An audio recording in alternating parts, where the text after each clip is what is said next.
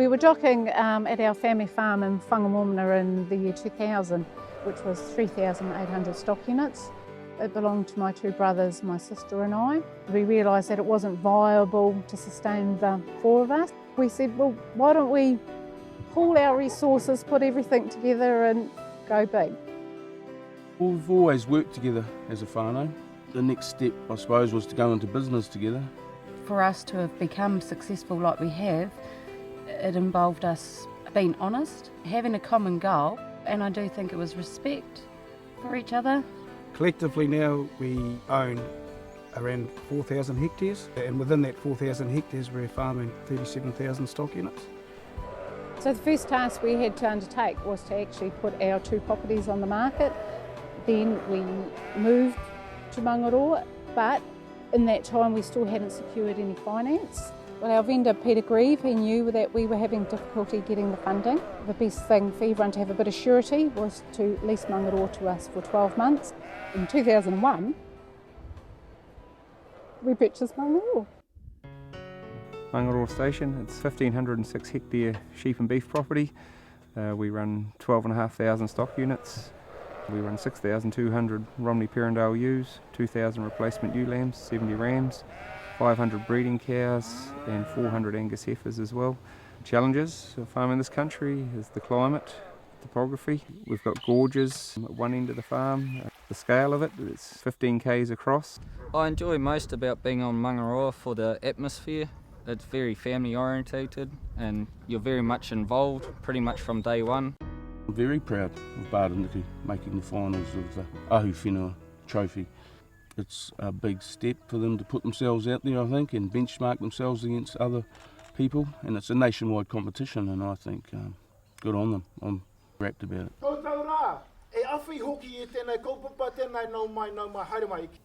Tēnei taonga whakatū mai a tāpira nei te taukatahi mano iwa rau toru te kaumārua. There will always be a place for owner-operators within the Ahuwhenua Māori farming competition. We had the backing of Peter Grieve. Everyone cashed up like life insurance policies, their savings, everything was put in the pot. We had some quite simple rules right at the start. Your money had to be in it for 5 years. No one is to get any petrol, personal petrol out of the farm tank. If you went into farmlands and saw a special, you had to buy 4 of them. For the first year we lived on $250 a week. 2 years ago, next year will be our third year, we decided that we'd get in and cut a bit of scrub.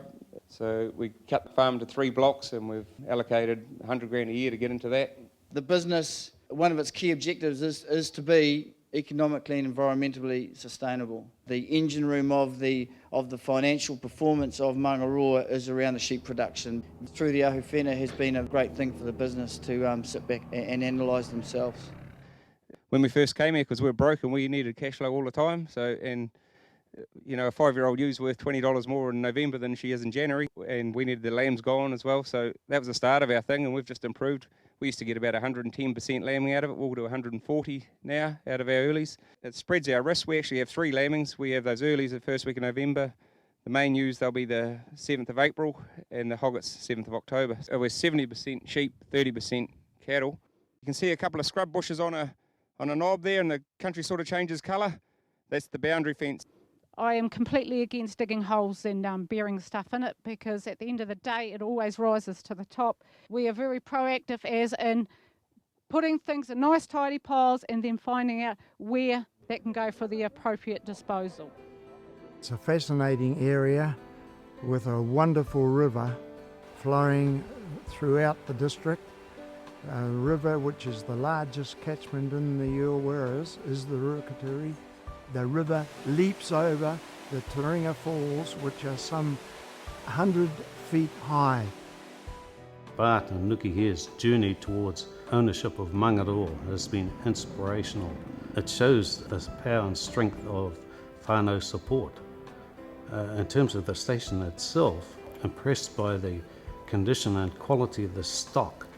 This reflects the production and the surpluses financially that have been achieved.